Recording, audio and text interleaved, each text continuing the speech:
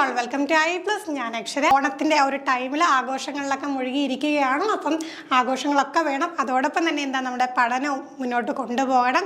നല്ലൊരു ജോലിയിലേക്ക് എത്തിച്ചേരാനായിട്ട് നമുക്ക് പലതരം പരീക്ഷകൾ എഴുതി പാസ്സാവേണ്ടതായിട്ടുണ്ട്. അപ്പോൾ അത്തരത്തിലൊരു എക്സാം തന്നെയാണ് കെറ്റഡ് എക്സാം എന്ന് പറയുന്നത്. കെറ്റഡ് എക്സാമിന് സ്ഥിരമായിട്ട് ചോദിക്കുന്ന ടോപ്പിക്സുമായിട്ട് ബന്ധപ്പെട്ടുള്ള വീഡിയോസ് നമ്മളെ ചാനലിൽ ചെയ്യാറുണ്ട്.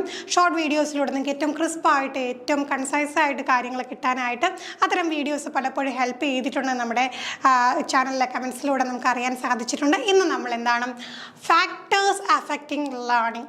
ഫാക്ടേഴ്സ് അഫക്റ്റിംഗ് ലേണിംഗിൽ നമുക്ക് ഒരുപാട് ഫാക്ടേഴ്സ് നമ്മുടെ സിലബസിൽ പറഞ്ഞിട്ടുണ്ട്. അപ്പോൾ ആ ഒരു ഫാക്ടേഴ്സ് നമുക്ക് ഡിസ്കസ് ചെയ്യാം. ആദ്യം തന്നെ നമുക്ക് ഇന്നത്തെ ക്ലാസ്സിലായിട്ട് 2 ഫാക്ടേഴ്സ് ഡിസ്കസ് ചെയ്യും. തുടർന്നുള്ള ക്ലാസ്സുകളിൽ മറ്റ് ഫാക്ടേഴ്സിനെ കുറിച്ചുള്ള കാര്യങ്ങൾ നമുക്ക് ഡിസ്കസ് ചെയ്യാവുന്നതാണ്. അപ്പോൾ ആദ്യം തന്നെ നമുക്ക് നോക്കാം. Motivation, intelligence, interest, attention, attitude, anxiety, level of aspiration, memory, learning context, content of learning, learner characteristics. അപ്പോൾ ഇത്രയും കാര്യങ്ങളാണ് നമുക്ക് ലേണിങ്ങിനെ അഫക്റ്റ് ചെയ്യുന്ന ഫാക്ടേഴ്സും. അപ്പോൾ നമുക്ക് ഇന്ന് മോട്ടിവേഷൻ, ഇൻ്റലിജൻസ് തുടങ്ങിയ ആ 2 ഫാക്ടേഴ്സിനെ കുറിച്ച് ഡിസ്കസ് ചെയ്യാം. ആദ്യം തന്നെ മോട്ടിവേഷൻ എന്ന് പറയുമ്പോൾ എന്താണ്? നമുക്കൊരു കാര്യം ചെയ്യാനായിട്ടുള്ള ആ ഒരു അഭിപ്രേരണയാണ് നമുക്കറിയാം അല്ലേ. Drives engagement in learning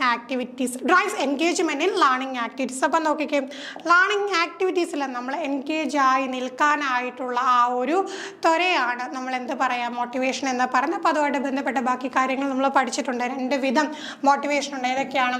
ഇൻട്രിൻസിക്കും എക്സ്ട്രിൻസിക്കും. നമുക്ക് സ്വയം തോന്നി മോട്ടിവേറ്റ് ആകുന്നതാണ് ഇൻട്രിൻസിക്. എന്നാൽ മറ്റ് ബാഹ്യ പ്രേരണകൾ കൊണ്ട് ഉണ്ടാവുന്ന ആ ഒരു പർട്ടിക്കുലർ ആയിട്ടുള്ള മോട്ടിവേഷൻ നമ്മൾ എന്ത് പറയും? അതിനെ എക്സ്ട്രിൻസിക് മോട്ടിവേഷൻ എന്ന് പറയും. അപ്പോൾ മനസ്സിലാക്കാം, ഹൈ മോട്ടിവേഷൻ എപ്പോഴും എങ്ങനെയാണ്? അവിടെ നമ്മൾ ഗ്രേറ്റർ ആയിട്ടുള്ള എഫേർട്ട് വേണം, അതേപോലെ പെർസിസ്റ്റൻസ്. ഈ 2 കാര്യങ്ങളുണ്ടെങ്കിൽ മാത്രമേ നമ്മൾ എഫേർട്ട് കൊടുത്തുകൊണ്ട് അതിൽ തന്നെ ഉറച്ചു നിന്ന് പെർസിസ്റ്റൻസ് ഉണ്ടായാൽ മാത്രമേ എന്താണ് ഹൈ മോട്ടിവേഷൻ ഉണ്ടാവും. അപ്പോൾ അതില്ലാത്തതുകൊണ്ടാണ് ആദ്യം നമ്മളൊരു കാര്യം ചെയ്യാനായിട്ട് തീരുമാനിക്കുന്നു, പിന്നെ എന്താണ് പതിയെ എന്താണ് അതിനുള്ള മോട്ടിവേഷൻ കുറഞ്ഞ് നമ്മൾ അതിൽ നിന്ന് എന്താണ് പിൻവലിഞ്ഞു പോകുന്ന അവസ്ഥ ഉണ്ടാവുന്നത്. അങ്ങനെ വരാതിരിക്കാൻ ഹൈ മോട്ടിവേഷൻ വേണമെങ്കിൽ എന്തൊക്കെ വേണം? ഗ്രേറ്റർ എഫേർട്ടും വേണം, പെർസിസ്റ്റൻസും ആവശ്യമാണ്. ഇനി അവിടെ നമുക്ക് ടീച്ചറിൻ്റെ റോൾ എന്താണെന്ന് കൃത്യമായിട്ട് അറിഞ്ഞിരിക്കണം. പരീക്ഷകളിലെ ടീച്ചറിൻ്റെ റോൾ എന്താണ് എന്നത് അളക്കുന്ന തരത്തിലുള്ള ചോദ്യങ്ങൾ നമുക്ക് പ്രതീക്ഷിക്കാം. മോട്ടിവേഷനുള്ള ടീച്ചറിൻ്റെ ഗോൾ എന്താണ്? Create A motivating environment with clear goals and relevant learning. അപ്പം നോക്കി, മോട്ടിവേഷൻ പ്രൊവൈഡ് ചെയ്യുന്ന ആ ഒരു എൻവയോൺമെൻറ്റ് കുട്ടിക്ക് കൊടുക്കുക, കുട്ടിക്ക് തയ്യാറാക്കി കൊടുക്കാം. ക്ലിയർ ആയിട്ടുള്ള ഗോളും റിലവൻറ്റ് ലേണിങ്ങും അല്ലേ. ആ ഒരു മോട്ടിവേറ്റിംഗ് എൻവയോൺമെൻറ്റിൽ കുട്ടിയുടെ ഗോൾ ക്ലിയർ ആയിരിക്കണം. അതോടൊപ്പം തന്നെ എന്താണ് റെലവൻ്റ് ആയിട്ടുള്ള ലേണിങ്ങും അവിടെ നടക്കണം. അതാണ് ടീച്ചറിൻ്റെ റോള് എന്ന് പറയുന്നത്.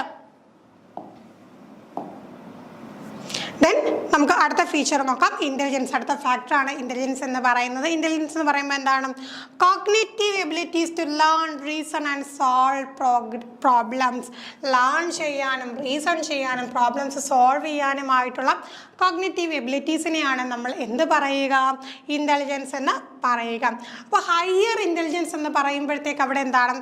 ക്വിക്കർ, മോർ ഇഫക്റ്റീവ് ലേണിംഗ് നടക്കും. വളരെ വേഗത്തിൽ ഇഫക്റ്റീവായിട്ടുള്ള ലേണിംഗ് ആണ് ഹൈ ഇൻ്റലിജൻസ് ഉള്ള ഒരു വ്യക്തിക്ക് നടത്താനായിട്ട് സാധിക്കും. അവിടെ ടീച്ചറിൻ്റെ റോൾ എന്താണ്? Teachers role provide differentiate instruction catering to diverse intelligence. നോക്കിക്കേ, പല ഇൻ്റലിജൻസ് ലെവലുള്ള പല IQ ഉള്ള കുട്ടികളാരെയും ക്ലാസ് റൂമിൽ എത്തുക. അപ്പോൾ ടീച്ചർ എന്ത് ചെയ്യണം? അവിടെ എന്ത് ചെയ്യുക? ഡിഫറൻഷ്യേറ്റഡ് ഇൻസ്ട്രക്ഷൻ പ്രൊവൈഡ് ചെയ്യുക. എല്ലാവർക്കും ഒരേപോലത്തെ ഇൻസ്ട്രക്ഷൻ കൊടുത്തു കഴിഞ്ഞാൽ ശരിയാവില്ല. കാരണം പലരും പല ലെവലിലുള്ളതാണ്. അപ്പോൾ അവരുടെ ലെവൽ അനുസരിച്ച് കൊണ്ടുള്ള ഡിഫറൻഷ്യേറ്റഡ് ആയിട്ടുള്ള ഇൻസ്ട്രക്ഷൻ പ്രൊവൈഡ് ചെയ്യുകയാണ് ആരുടെ റോള്? ടീച്ചറിൻ്റെ റോളെന്ന് പറയുന്നത്. ബാക്കി ഫാക്ടേഴ്സ് നമുക്ക് വരുന്ന ക്ലാസ്സുകളിലൂടെ ഡിസ്കസ് ചെയ്യും. Thank you all.